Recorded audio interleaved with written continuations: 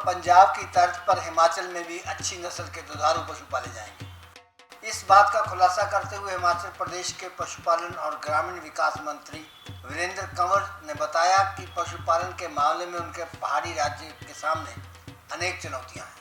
केंद्र सरकार के सहयोग से इन चुनौतियों से पार पाने के प्रयास जारी हैं।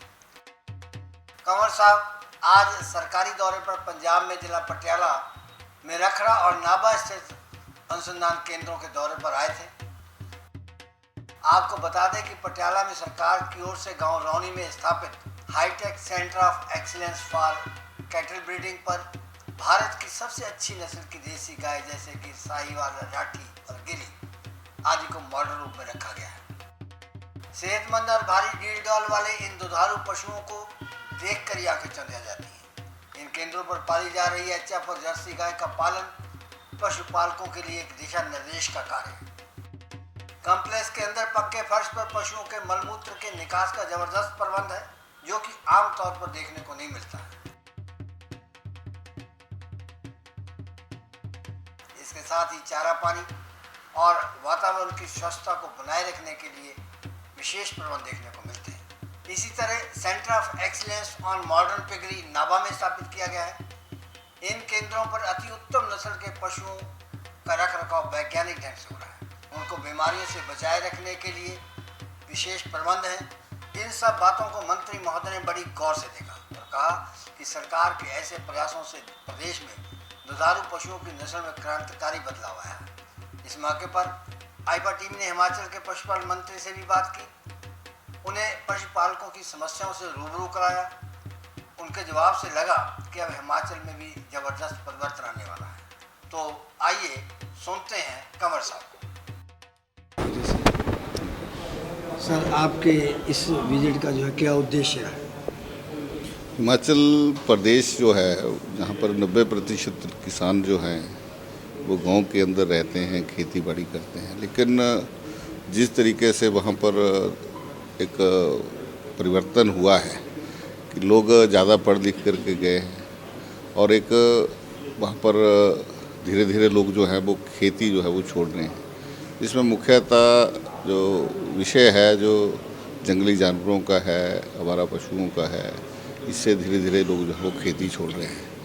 तो हम चाहते हैं कि फिर से किसान को जो है वो मूल की ओर लेकर के जाएं, क्योंकि अगर हम प्राचीन काल में, प्राचीन भारत में अगर हम देखते हैं तो लोग खेती के साथ साथ पशुपालन किया करते थे, और जिससे अगर खेती में उसको नुकसान होता था तो पशुपालन से जो थी उसको आय होती। तो इसको कंपोजिट एग्रीकल्चर्स या इंटीग्रेटेड एग्रीकल्चर्स के रूप में जो है वो किया करते थे। लेकिन हम जो है वो फिर से जो है वो लोगों को जो है वो इस ओर जो है वो ले जाना चाहते हैं, क्योंकि सरकार जो है वो हर किसी को जो है वो रोज़गार नहीं दे सकती है, लेकिन सरकार जो है वो रोज़गार पैदा कर सकती है।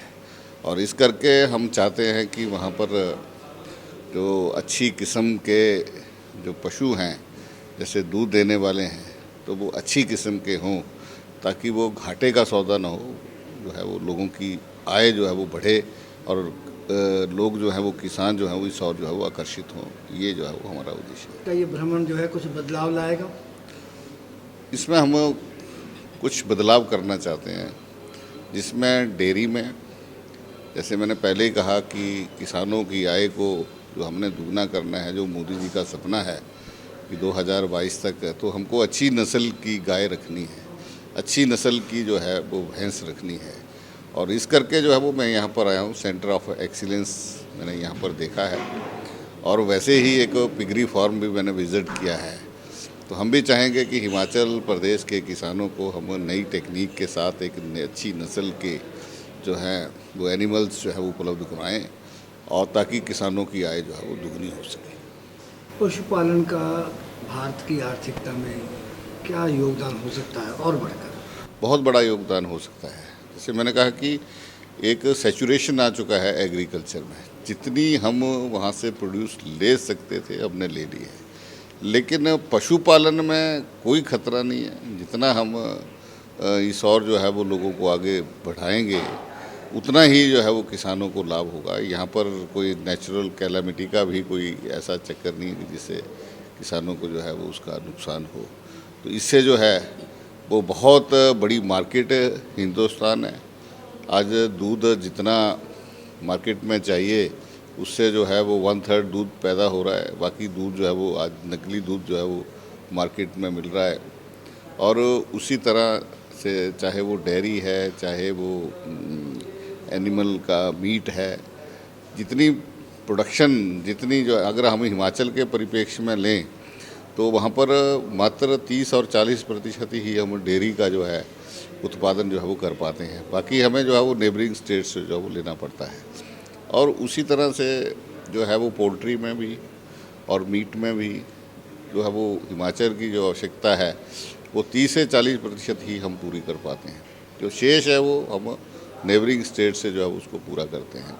लेकिन हम चाहते हैं कि हम अपनी आवश्यकता, कम से कम अपनी आवश्यकता को भी अगर हम पूरा करते हैं तो लोगों को रोज़गार भी मिलेगा और वहाँ की आवश्यकता को भी जो है वो लोकल स्तर के ऊपर पूरा किया जा सकता है। आधुनिक अगर ख्याल से देखा जाए तो क्या कुछ होगा कि आत्मनिर्भरता जो है बढ़े हिमाचल में? हम जैसे नए नए प्रयोग जो है वो वहाँ पर कर रहे हैं। हमने केंद्र से जो है वो हिमाचल प्रदेश को, केंद्र तो कुछ ज़्यादा ही मेहरबान है। बिल्कुल, मोदी जी की सरकार जब से आई है, पहाड़ी स्टेट है, अपने वहाँ कोई ज़्यादा साधन नहीं है, इस करके उनको लगता है कि जहाँ मानव संसाधन अच्छा है और वातावरण भी बहुत बढ़िया है इसके लिए, तो क्यों ना जो है वो हिमाचल प्रदेश को जो है वो इसमें एक आइडल बनाया जाए। तो इस करके हिमाचल प्रदेश को भी सेंटर ऑफ एक्सीलेंस मिला है डेयरी में, तो हम उसको भी जो है वो खोलने जा रहे हैं। गोकुल ग्राम भी हिमाचल प्रदेश को जो है वो स्वीकृत हुआ है। और उसी तरह बैकयार्ड पोल्ट्री में और गौट्री में भी जो है वो हिमाचल को पैसा मिला है। तो हम फिर से किसान को जो है वो उसकी आर्थिकी मजबूत करने के लिए, जहाँ गौट्री को जो है वो अब नए स्तर में फार्मिंग में जो है वो लेके जा रहे हैं। और उसी तरह से जो अपर हिमाचल है वहाँ भेड़ पालक ज़्यादा हैं, तो अच्छी नस्ल की मैरूनो बूल्स जो है भेड़ें जो हैं, शीप्स जो हैं, वो हम विदेशों से ला करके जो है वो अपने किसानों को देना चाहते हैं, ताकि वहाँ पर जो है वो किसानों की आय को जो है वो दुगना किया जा सके। और जैसे हमारे वहाँ पर अब एग्रीकल्चर में जो है वो पहले बैलों का प्रयोग होता था, तो बैलों की जगह जो है वो अब ट्रैक्टर्स ने, एग्जीक्यूटर्स वगैरह ने ले ली है, जिसके कारण जो है वो किसानों को जो है वो अब बैल जो है वो समस्या बन गई है। तो हमें एक जो है वो एक project sex sorted semen lab भी जो है वो स्वीकृत हुई है, तो वो भी जो है वो हिमाचल प्रदेश के अंदर लगेगी। हाँ, एक चीज़ हमने और देखी हमारी एनजीओ ने खास करके कि पहाड़ी गाय जो है जिसका दूध अमृत कहा जाता था वो लुप्त हो रही है, उसकी जगह ले रही है HF और जर्सी कुछ क्रॉस ब्रीड हो गई है वहाँ पर। और हमने जो है वो इसको अलग से इसका एक जिसको कह सकते हैं कि इसको कंजर्वेशन करने के लिए जो है वो हमने प्रोजेक्ट तैयार किया है। और जो प्रोजेक्ट है वो हिमालयन की ब्रीड जो है वो पहाड़ी गाय जो है उसको हमने गौरी नाम से जो है वो ब्रांड किया है। अब हिमाचल में आप देखेंगे कि जो पहाड़ी गाय का दूध भी हम ब्रांड कर रहे हैं गौरी नाम से, तो वो जल्दी ही वो भी जो है वो मार्केट में लॉन्च हो रहा है।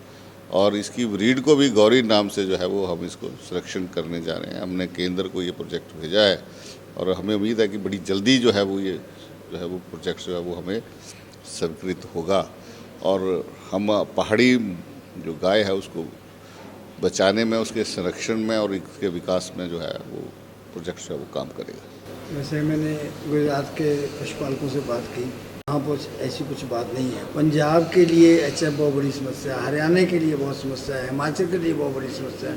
रोड जो हैं भरे पड़े।